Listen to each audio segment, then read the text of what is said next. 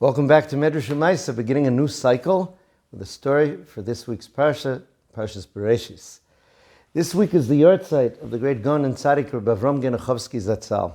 I had the privilege to spend some time with him when he was in Boston, also in Eretz Yisrael.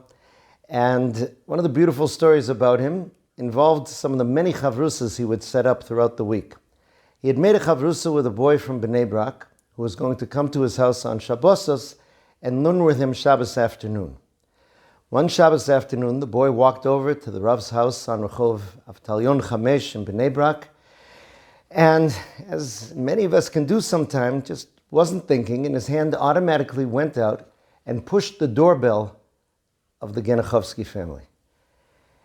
As soon as he pushed it and he heard the buzz, he suddenly snapped out of it and realized that he had just rung the doorbell of a great Gaon and Tzaddik in Bnei Brak in the middle of Shabbos.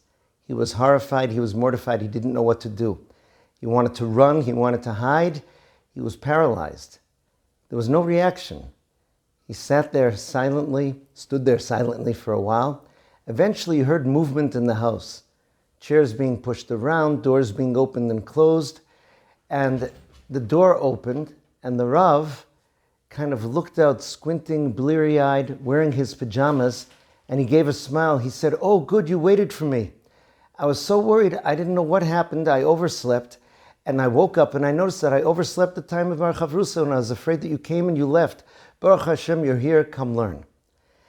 Later on, it became clear to the boy that Rabbi Avrohom didn't sleep Shabbos afternoon, and he certainly wouldn't have overslept the time of a chavrusa.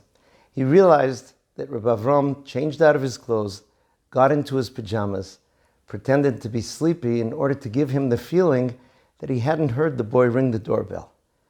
That effort that Rabbi Avrohom went to make him feel good and to transmit to him that he should feel good brought life and comfort to that young man. Why is it particularly appropriate for Parshas Bereishis? I was looking through the Chidushim of Rebbelia Baruch Finkel Zatzal of the Mir Yeshiva on Parshas Bereishis, and he brings down there from, his family said he would say it in the name of the Gurei Ha'ari, the Talmidim of the Arizal, to answer the mysterious question of why was Hevel killed? We see that Cain killed him, but Hevel seems to have done everything right. Why was he killed? He said that the Talmidim of the Arizal brought down, it was more for what Hevel didn't do. We saw that Cain brought a korban that was not accepted, and Cain was upset, and Cain was depressed. We don't see Hevel reaching out to his brother. We don't see him comforting his brother. We don't see him doing something to make his brother feel better. He said that's an important lesson to realize, that when someone's down, when someone made a mistake, we have to comfort and to encourage and to do all that we can to help the person feel less ashamed, less down, and to be able to bring them up so that they can continue on b'simcha. That's a lesson from Rabbi Avrohom, Harav Avrohom ben Rav Moshe Gita Genechovsky, Zchuso Yogen Aleinu, wishing everyone a wonderful week and a wonderful Shabbos.